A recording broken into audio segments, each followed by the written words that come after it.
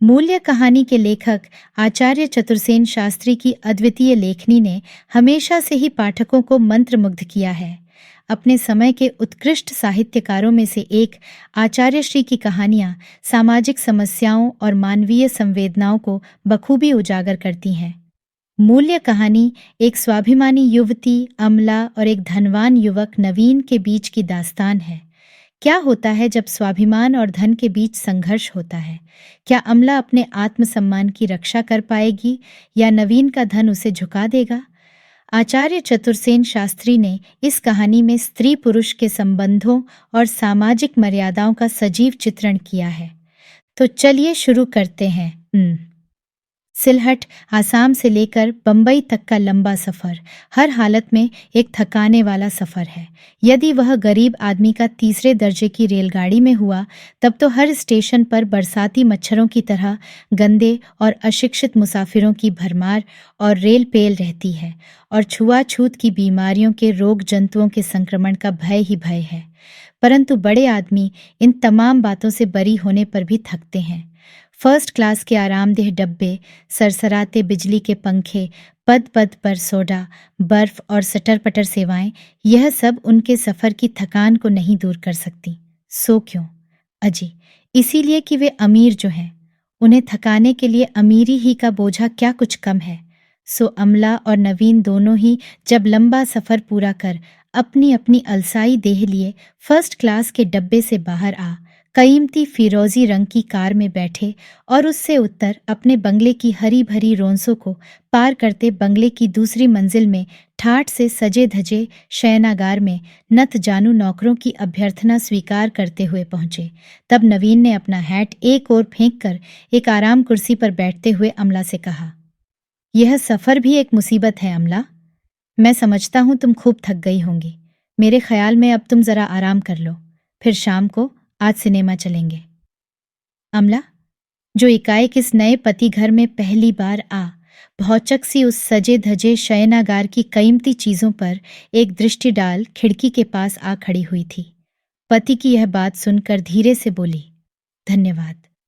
नवीन ने मुस्कुरा कर पूछा, धन्यवाद काहे का अमला? आपकी इस सहानुभूति का जो आपने मेरे प्रति प्रकट की। ओह! नवीन ने एक जोर की हंसी का ठहाका मारा। इतना हंसते क्यों हैं महाशय? अमला ने होंठ और साथ ही भौहें सिकोड़कर कुछ क्रुद्ध स्वर में कहा। महाशय, यहाँ महाशय कौन है अमला? आप है ना?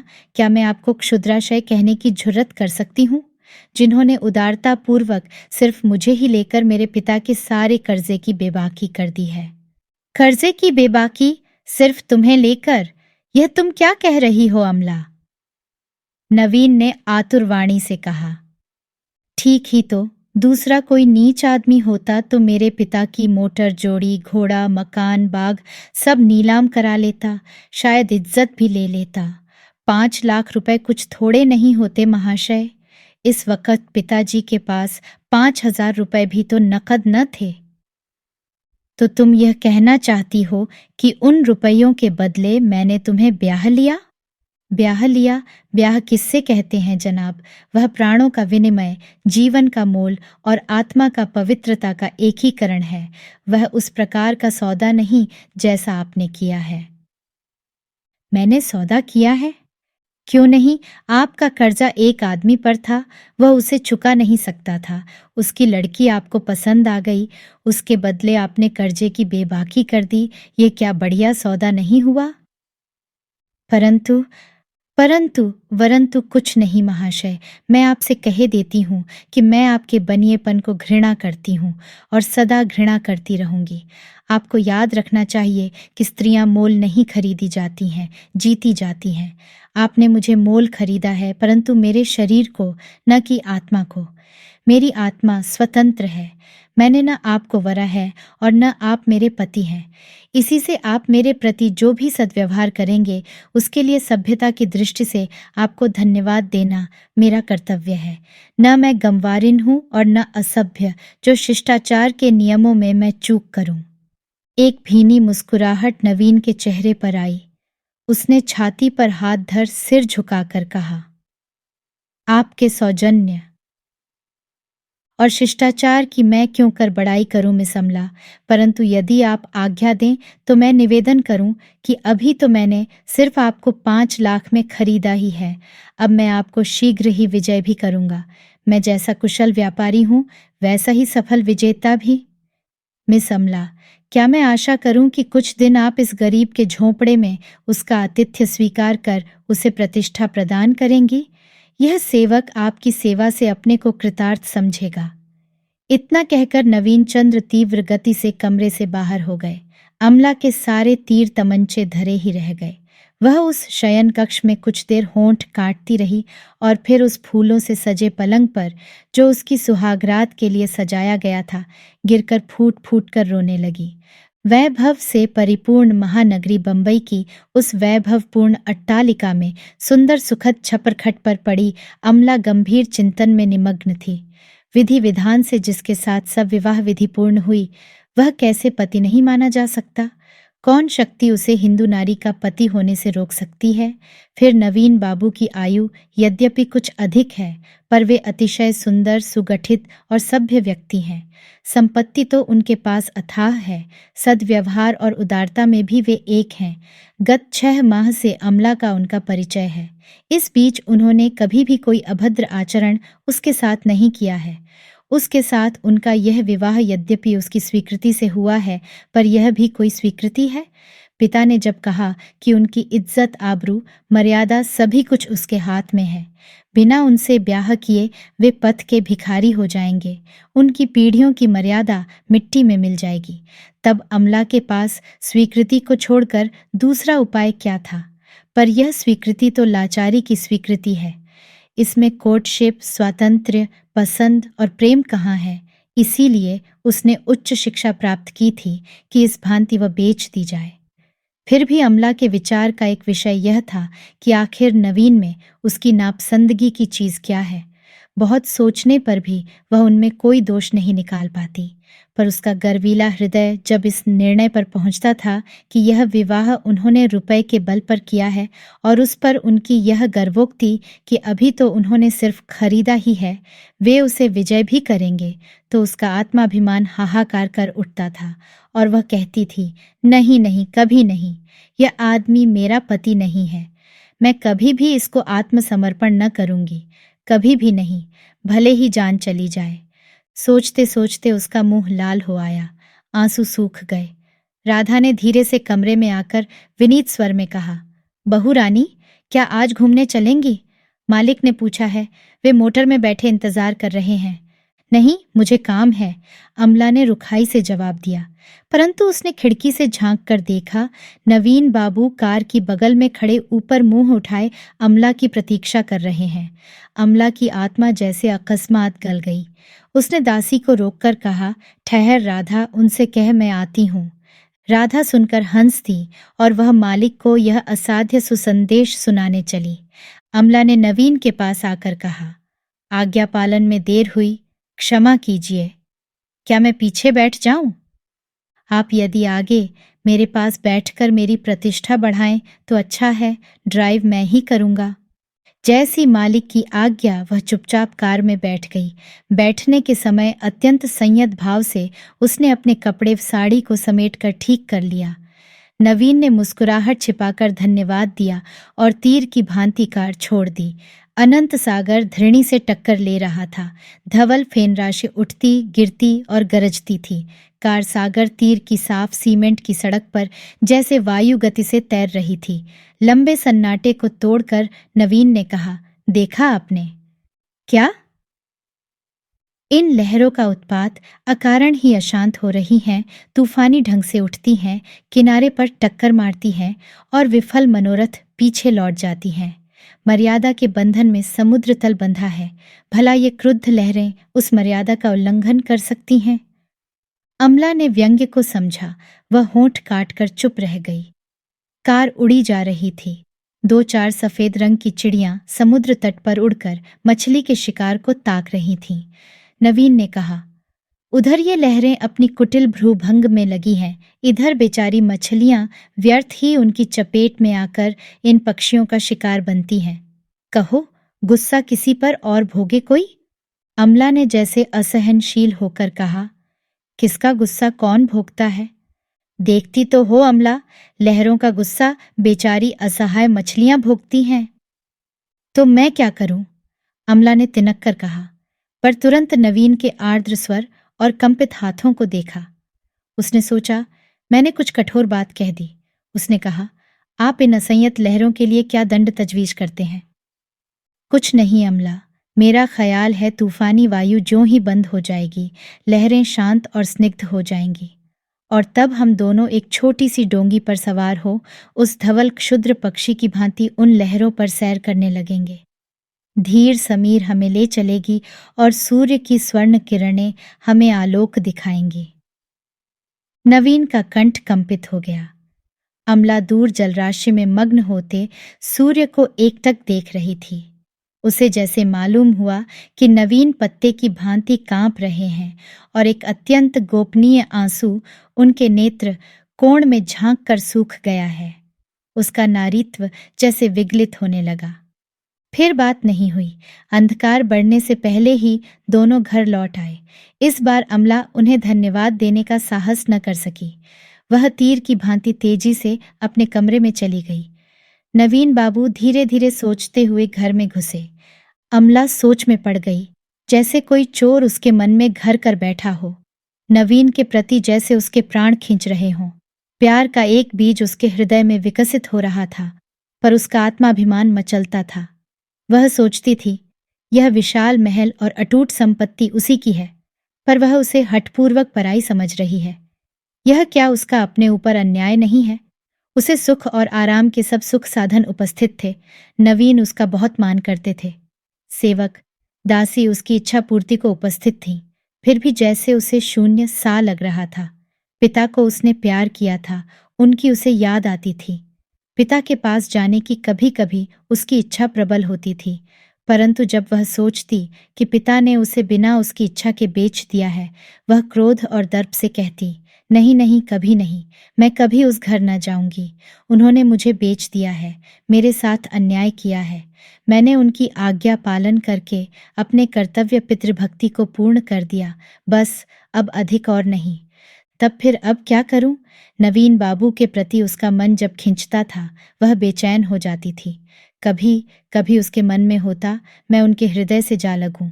स्त्रीत्व की यह नैसर्गिक गति थी, पर उसकी शिक्षा, संयम, आत्मसम्मान उसे रोकता था।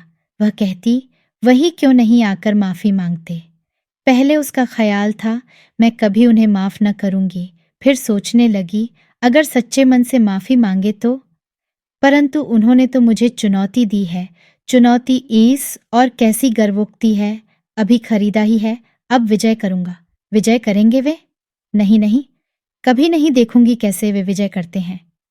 क्रोध और अभिमान से ओतप्रोत अमला तड़प कर पलंग पर लौट जाती, फिर रोने लगती। रोते रोते उसका अभिमान गल जाता। वह फिर उन्हीं बातों की सोच में पड़ जाती। इधर 3-4 दिन से उसकी भेंट नवीन बाबू से नहीं हुई थी। वह प्रतिक्षण उनके आने की प्रतीक्षा कर रही थी, पर वह सुन चुकी थी कि उन्हें बहुत ही काम है और वे बहुत व्यस्त हैं। ओह, कैसे दुख का विषय है कि वह किसी काम में बिल्कुल भी व्यस्त नहीं है। कोई कैसे व्यस्त रहता है। उसका मेधावी मस्तिष्क किसी काम में व्यस्त रहा चाहता था। एकाएक उसके मन में आया, क्यों न मैं कहीं कोई नौकरी कर लूं। जब मैं उन्हें पति ही नहीं मानती, यह घर ही जब मेरा नहीं, तब अतिथि की भांति पड़ी क्यों रहूं। मैं उन अधम स्त्रियों में नहीं हूं जो पुरुषों के आश्रित रहती हैं और उनका भार कहाती हैं। मैंने M.A. पास किया है। मुझे चेष्टा करने से कहीं भी एक अच्छी नौकरी मिल सकती है। उससे मैं अपना वह मूल्य भी चुका दूंगी जिसमें मैं बेच दी गई हूँ। उसके हृदय में आत्मसम्मान की उमंगें हिलोरें मारने लगीं। उसने कहा, अवश्य ही मैं अपना मूल्य चुका दूंगी। मैं पिता का ऋण चुकाऊंगी। पिता का ऋण पुत्र चुकाता है, पुत्री क्यों न चुकाए। फिर पिता ने पुत्र ही की भांति मुझे शिक्षा दी है। वह दृढ़तापूर्वक उठी और नवीन के काम करने के कमरे की ओर चली। नवीन बैठे कुछ जरूरी कागज देख रहे थे। अमला को आते देख व्यस्त भाव से उठ खड़े हुए। उन्होंने कहा, आइए, मैंने क्या इस समय यहाँ आकर आपका बहुत हर्ज किया? नहीं नहीं अमला। हाँ, मैं बड़े काम में फंसा रहा, आपके पास आ ही न सका। आप बैठिए तो। अमला ने बैठते हुए कहा, मैं चाहती हूं कि मैं भी किसी काम में लगूं। काम में? यह कैसी बात? कैसे काम में? यही कोई छोटी मोटी नौकरी मिल जाए, मेरा सर्टिफिकेट कुछ मदद दे सकेगा, सीखने से काम भी आ जाएगा, मैं कोई भी नौकरी कर सकती हूँ। परंतु अमला, तुम्हें, हाँ, आपको नौकरी करने की जरूरत क्या है? जरूरत है, एक तो मैं खाली बैठे बैठे जीवन और समय नष्ट नहीं करना चाहती, दूसरे और भी एक बात है। कौन बात? नवीन ने अचकचा कर पूछा। मैं अपना मूल्य चुका देना चाहती हूँ। कैसा मूल्य? आपने जिस मूल्य में मुझे खरीदा है। ओह, वे 5 लाख रुपए और उनका ब्याज। एक भीनी मुस्कान उनके होठों पर दौड़ गई। उन्होंने कहा, पर यह तो बहुत कठिन बल्कि असंभव सा मालूम होता है अमला देवी। 5 लाख रुपए बहुत होते हैं, सूद ही 2,500 रुपए महीना होता है। इतना तुम नौकरी करके कैसे चुका सकती हो? तुमने ए पास किया है, ज्यादा से ज्यादा तुम्हें 200-300 की नौकरी मिल सकती है। मैं अगर सिफारिश करूं और जमानत दूं तो इससे दूनी तक 500 तनख्वाह मिल सकती है। तो आप अपनी जमानत और सिफारिश पर मुझे एक अच्छी नौकरी दिला दीजिए, आपका एहसान होगा। सूद न सही, मूल ही चुकाऊंगी। आखिर मैं कब तक आपके ऊपर आतिथ्य का भार डाले रहूं? उसके होंठ फड़कने लगे। वह इसी सिलसिले में कुछ और भी कहा चाहती थी, पर नवीन की भावभंगी से वह सहम कर चुप हो गई। उसके अंतिम वाक्य से नवीन के हृदय में आघात लगा है, यह उसने देखा। वह अपराधिनी की भांति नवीन की ओर देखती रही। नवीन ने फीकी मुस्कुराहट होंठों पर लाकर कहा, आतिथ्य के भार की बात भी ठीक है आपकी, अच्छी बात है, मैं आपकी आज्ञा का पालन करूंगा। हाँ, आपके आतिथ्य में कोई कमी तो नहीं, आपको यहाँ कोई कष्ट तो नहीं। मैं यह कहने की धृष्टता तो नहीं कर सकता कि आप इस घर को अपना घर समझें, पर फिर भी मैं आशा करता हूँ कि आप अपनी आवश्यकताओं के लिए संकोच। नवीन की बातें जैसे वेदना और व्यंग्य की सीमा लांघ रही थीं, उन्हें सुनने की सामर्थ्य अमला में न थी। वह पूरी बात न सुनकर ही वहां से भाग गई। चलते समय उसने कुछ अस्फुट शब्द कहे, उन्हें नवीन ठीक ठाक न समझ सके। वे मन की वेदना को छिपाने के लिए दोनों हाथों से माथा थाम कर बैठ गए। दूसरे दिन प्रातःकाल नवीन ने अमला को एक पुर्जा लिख भेजा। उसमें लिखा था, आप क्या अभी मेरे साथ चाय पीकर मुझे प्रतिष्ठा बख्शेंगी? कल जो बातें हुई थीं उस संबंध में मुझे कुछ निवेदन भी करना है। एक अच्छी नौकरी की उम्मीद है।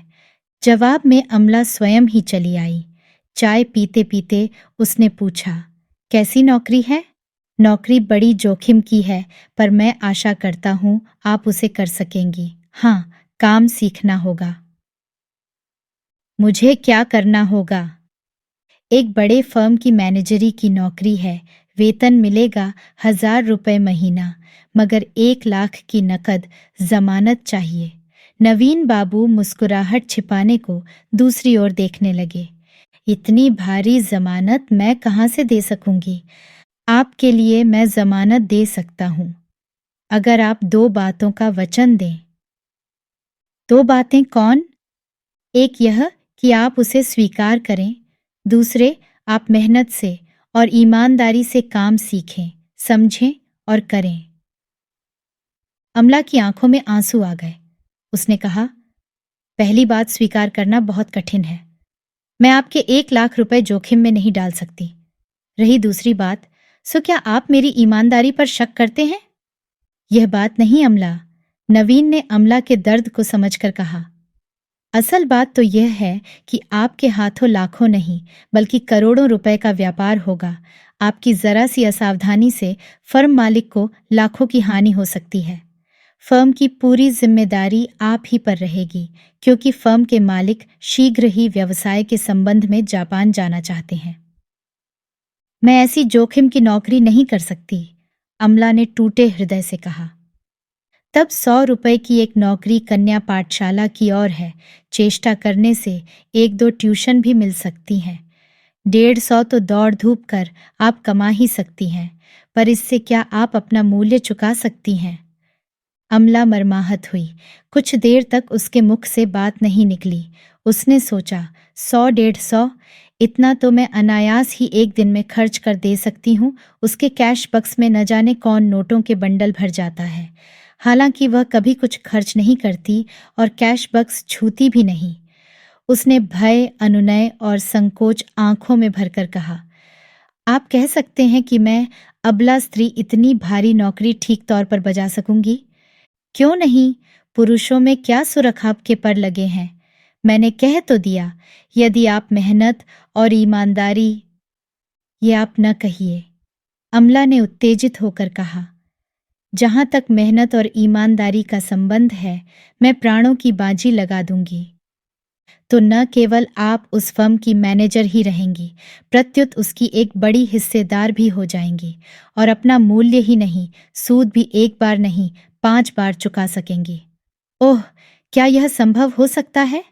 वह आपे से बाहर होकर आवेश में उठकर नवीन बाबू की ओर चली, पर फिर धम से कुर्सी पर बैठ गई। उसने अत्यंत दीन भाव से कहा, यद्यपि यह मेरा परम स्वार्थ है, पर आप दया करके अगर मेरी जमानत दे दें तो। उसके होंठ कांपने लगे और आंखों में आंसू आ गए। नवीन ने बलपूर्वक अपने आंसू आंखों की कोर में छिपाकर कहा, जैसी आपकी आज्ञा। तो आप मेरे साथ ऑफिस चलने को तैयार रहिए। 11 बजे भोजन के बाद हम चलेंगे। आज ही, अभी? जी हाँ, नवीन बाबू ने जरा रुखाई से कहा और टेबल से उठ खड़े हुए। अमला को फिर कुछ कहने का साहस न हुआ। उसने सहमती आवाज में कहा, मैं तैयार रहूंगी। वह चली गई। नवीन बाबू जब अमला को साथ लेकर अपने ऑफिस में पहुंचे और ऑफिस के हिंदुस्तानी और यूरोपियन कर्मचारियों का अभिवादन ग्रहण करते हुए अपनी शानदार टेबल पर और अमला को एक कीमती कुर्सी पर बैठने का संकेत कर स्वयं भी बैठ गए, तब अमला ने विस्मय विस्फारित आंखों से नवीन बाबू की ओर देख मानो मन ही मन कहा, ऐसा तुम्हारा वैभव है? नवीन के कुर्सी पर आसीन होते ही उनकी यूरोपियन प्राइवेट सेक्रेटरी डाक लेकर अदब से हाजिर हुई। नवीन ने बिना उसकी ओर देखे कहा, धन्यवाद मिस सूफी, पर कुछ मिनट ठहरो। अभी मैं रॉबर्ट को जरा मेरे पास भेज दो। मिस सूफी ने शिष्टाचार के लिए गर्दन झुकाई और चली गई। दूसरे ही क्षण एक प्रौढ़ यूरोपियन ने आकर नवीन को अभिवादन किया। नवीन ने अभिवादन का जवाब देकर उसे बैठने का संकेत करके कहा, मी रॉबर्ट, मैं आपका परिचय अमला देवी से कराता हूँ। आपको 1 महीने में जापान के ऑफिस में जाना होगा और यहाँ का कुल काम यही करेंगी। इस 1 महीने में आप सब काम इन्हें समझा दें, जिसमें अड़चन न हो। संभव है मुझे भी जापान जाना पड़े, क्योंकि वहाँ का मामला सुलझता दिख नहीं रहा है। खैर, आपने क्या अमला देवी का अपॉइंटमेंट पत्र तैयार कर लिया है? जी हाँ, यह है। उन्होंने एक कागज उनके सामने बढ़ाया।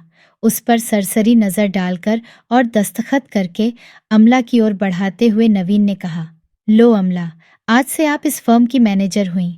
आपको 1000 रुपया मासिक वेतन, एक कार और 50 रुपए रोज भत्ता मिलेगा, परंतु एक ही मास में आपको तमाम काम सीख लेना होगा। अमला यह देखकर हक्का बक्का हो रही थी। सबसे बड़ी बात नवीन के चेहरे का वह भाव था जिसके सामने अधीनता के सिवा दूसरी कोई बात नहीं की जा सकती थी। घर पर जो उनके चेहरे पर प्रेम, विनय, कोमलता के भाव थे, वे यहाँ नहीं थे। यहाँ उनकी तेजपूर्ण शासन और अधिकार की मूर्ति थी। अमला ने खांस खखार कर कहा, तब क्या मैं यह समझूं कि मैं आप ही की नौकर हूँ? अगर आपको इसमें कुछ आपत्ति न हो, यह एग्रीमेंट है। आपको स्वीकार हो तो दस्तखत कर दें। उन्होंने मालिकाना रुआब और कुशल व्यापारी की भांति कहा। अमला ने एग्रीमेंट पढ़ा और चुपचाप दस्तखत कर दिए। उसने ठंडी और मुर्दा आवाज में कहा, नहीं, मुझे कोई उज्र नहीं है, पर मैं रहूंगी कहाँ? नवीन ने निर्लेप भाव से कहा, अभी आपका जैसा रहन सहन चल रहा है वही रहेगा। और बरबस अपनी हंसी रोकने के लिए उन्होंने जोर से घंटी बजाते हुए कहा, मिस्टर रॉबर्ट, अब आप इन्हें इनके ऑफिस में ले जा सकते हैं। लेडी टाइपिस्ट मधुर सेंट की गंध फैलाती हुई कमरे में आ अदब से खड़ी हो गई और अम्ला हृदय का भार साहसपूर्वक उठाकर मिस्टर रॉबर्ट के पीछे पीछे चल दी। नवीन ने एक ठंडी सांस ली और अपने काम में लग गए। अम्ला बड़ी ही टेढ़ी लड़की थी। एक ही महीने में उसने इस तत्परता और मुस्तैदी से काम को अपने कब्जे में किया कि ऑफिस में उसका आतंक छा गया। समय कुसुमय की उसे परवाह न थी। भावुकता को उसने भुला दिया था। काम की उसे धुन थी। वह आंधी की भांति काम खत्म करती थी। मिस्टर रॉबर्ट जब उसके काम की गुप्त रिपोर्ट नवीन को देते तब एक आनंद मिश्रित संतोष उनके हृदय को भर देता था। इस बीच ऑफिस वर्क को छोड़कर उसने बहुत कम नवीन से भेंट की। नवीन ने भी धैर्यपूर्वक संयम रखा। फिर भी वे संध्या समय उसे घुमाने ले जाते, उसका मन बहलाते और उसकी आत्मा को अपने निकट भी लाने की चेष्टा करते थे। अमला पर इसका कुछ असर पड़ता था कि नहीं यह ईश्वर जाने, पर वह नवीन बाबू के प्रति अति विनीत और आज्ञाकारिणी हो गई थी। महीने की समाप्ति पर ज्यों ही अमला को पहला वेतन मिला, उसे ज्यों का त्यों लेकर वह नवीन के पास आई। नवीन असमय में उसे आया देख बोले, क्या बात है अमला? अमला ने रुपया मेज पर रखकर कहा, यह कर्ज खाते में जमा कर लीजिए। नवीन ने अमला की ओर कुछ देर देखकर कहा, असल में या सूद के पेटे, जैसा आप ठीक समझें। नवीन ने कुछ न कहकर घंटी बजाई। एक मिस हाथ में पेंसिल कागज ले हाजिर हुई। नवीन ने कहा, यह रुपया मेम साहब का जमा करके रसीद ला दो। मिस सिर झुकाकर चल दी और नवीन अपने कागजों को उलटने लगे। अमला चुपचाप बैठी रही। क्लर्क ने रसीद लाकर अमला के हाथ में दे दी। नवीन की इस समय की नीरस भावना से हृदय में आघात खाकर अमला चुपचाप उठकर जाने लगी। नवीन भी मान में थे, पर उन्होंने उसे जाते देखकर कहा, हाँ अमला, मुझे आपसे कुछ कहना है। अमला लौट पड़ी। उसने अपेक्षाकृत नकली विनीत भाव से सिर झुका लिया। नवीन ने नरमी से कहा, बैठ जाइए अमला, अब आपको 1 महीना अपना काम करते हो गया। काम सीखने के लिए इतना ही समय दिया गया था। अब जापान में मी रॉबर्ट की बड़ी ही ज़रूरत है और वे परसों चले जाएंगे। काम का कुछ ऐसा पेंच आ पड़ा है कि शायद मुझे भी जाना पड़े। अमला एकाएक बेचैन होकर बोली, आपको? नवीन को अमला के स्वर में एक नई वस्तु दिख पड़ी, जैसी कि प्रथम नहीं देखी गई थी। उन्होंने और भी मृदुल भाव से कहा, हाँ अमला, मैं न जाऊंगा तो भय है कि मुझे लाखों का घाटा हो जाएगा, पर मैं आशा करता हूँ आप सब संभाल लेंगी। 1 ही महीने में आपने जैसी योग्यता का परिचय दिया है, उससे मुझे विश्वास हो गया है। अमला का कंठ स्वर कांप गया, पर उसने कहा, आपके न होने पर मुझे भय है। नहीं नहीं, मैं एक क्षण भी वहां व्यर्थ न ठहरूंगा। ज्यों ही परिस्थिति ठीक हुई मैं लौट आऊंगा। इन 2 दिनों में अब हमको बहुत काम करना होगा। मेन रॉबर्ट का तो सब काम आपने समझ ही लिया। मेरा काम 2 दिन में समझना है और मुझे सफर की तैयारी करनी है। अमला का कंठ सूख गया। उसकी वह आकुल मूर्ति देख नवीन आनंद विभोर हो गए। अमला ने एकाएक कहा, एक निवेदन है। कहिए। आपने मेरी योग्यता जांच ली, शायद विश्वास भी कर लिया। नवीन ने घबराकर अमला की ओर देखा। अमला ने कहा, अब अगर आप उचित समझें तो अपनी जमानत हटा लें। मैं प्रतिज्ञा करती हूं कि। अमला की आंखों से टप टप आंसू टपक पड़े। नवीन भी आंसू न रोक सके। उन्होंने अमला का हाथ अपने कांपते हाथों में लेकर कहा, अमला, अगर तुम मुझे समझ सको। इस बार का यह तुम अमला को बड़ा प्रिय लगा। वह उसी भांति नवीन के हाथों हाथ दिए रोती रही। नवीन के चले जाने पर अमला का हृदय हाहाकार करने लगा। उसकी आंखें जैसे अंधी और कान बहरे हो गए। उसे सब ओर अंधेरा और शून्य दिखने लगा और वह समझ गई कि धूर्त महाजन ने न सिर्फ उसे खरीदा ही है, प्रत्युत जीत भी लिया है। वह उसी की है, 16 आना उसकी। नवीन उसके प्राणों में रोम रोम में बस गया है। उसका अभिमान न जाने कहाँ चला गया। उसका हृदय मानो पुकार पुकार कर कहने लगा, कहाँ हो ओ निष्ठुर महाजन, ओ विजयी नवीन, आओ और अमला की असहाय लतिका को सहारा दो, हृदय से लगाओ। और तभी उसे यह भी भान हुआ कि यह घर, कारबार और सब कुछ मेरा है। नवीन के उन आंसुओं ने भेद खोल दिया था। उसे एक नए जीवन का भेद प्रकट हो गया था और वह घर में पागल सी दौड़ती नवीन की चीजों को प्यार करने के लिए घूमती फिर रही थी। नवीन के चित्र के आगे उसने नतमस्तक होकर सिर झुकाया, उस पर फूल चढ़ाए। ऑफिस में आकर वह पहले नवीन की कुर्सी को आंचल से झाड़कर उसे चूमती, तब काम में जुटती। उसके उन्माद को रोकने में सिर्फ भारी जिम्मेदारी और काम का पहाड़ ही सहायक हो रहा था। वह 9 बजे ही ऑफिस आ जाती और वहां वह अंधेरा होने तक बैठी काम करती रहती। वह अपनी जिम्मेदारी समझ गई थी। करोड़ों के व्यापार और विश्व भर से पत्र व्यवहार का उत्तरदायित्व उस पर था। दिन के बाद दिन और महीने के बाद महीने बीतते गए। नवीन के खत आते थे, उनमें सिर्फ कामकाज की बातें रहती थीं। उनमें वह प्यार की एक छाया खोजने को तड़पती थी। वह सोचती थी कि कभी वे निष्ठुर एक प्यार का शब्द भी न लिखेंगे। कभी सोचती मैं ही लिखूं, पर वह लिख न सकी। 4 महीने बीत गए और एक दिन व्यापार की दुनिया में तूफान आया।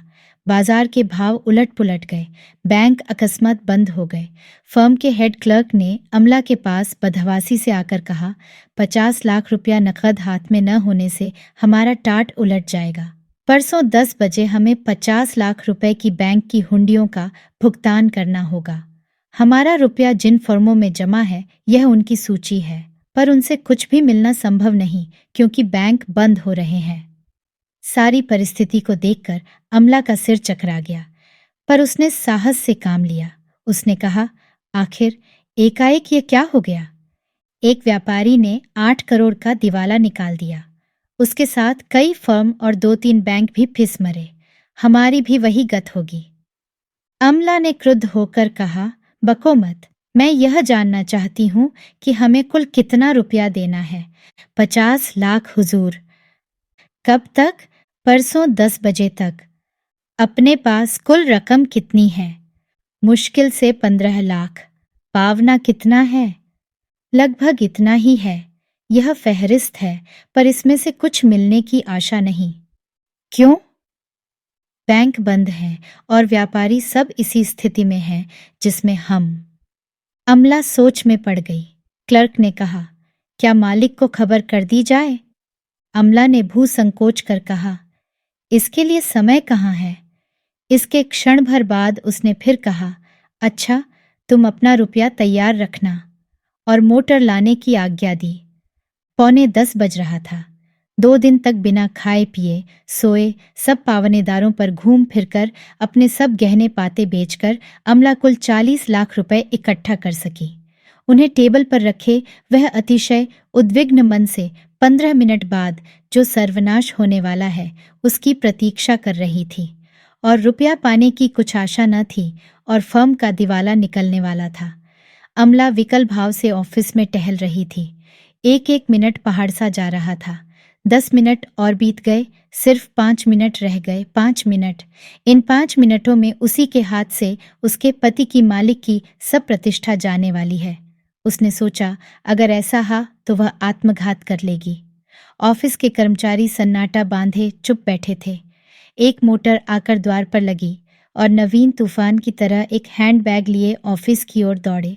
कर्मचारियों के मुंह से चीख निकल गई। अमला ने समझा वह घड़ी आ गई।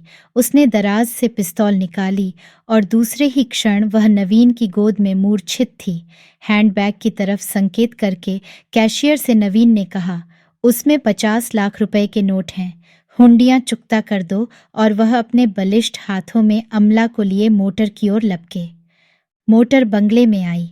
अमला होश में आ गई थी और स्वप्न की भांति बीती घड़ियों को स्मरण कर रही थी। अमला ने भयभीत होकर कहा, वे हुंडियां? संकट टल गया प्रिय, हुंडियों का भुगतान हो गया। साथ ही यह तुम्हारा कमीशन 40 लाख रुपया है। मैंने कहा था ना कि अच्छी नौकरी है। आज मैनेजर हो, किसी दिन हिस्सेदार बन जाओगी और अपना 5 गुना मूल्य चुका सकोगी। तुम्हारा मूल्य मैं कभी ना चुका सकूंगी स्वामी। अमला ने नवीन के हृदय में मोह छिपा लिया। अमला को अपनाकर नवीन कृतकृत्य हो गए। वही बंबई से आसाम तक का लंबा थकाने वाला सफर दोनों कर रहे थे। एक बार पिता का आशीर्वाद प्राप्त करने की लालसा अमला न रोक सकी, इसी से दोनों जा रहे थे। हाँ, थकान के स्थान पर स्फूर्ति, उमंग और जीवन था। दोनों ने दोनों को पा लिया था।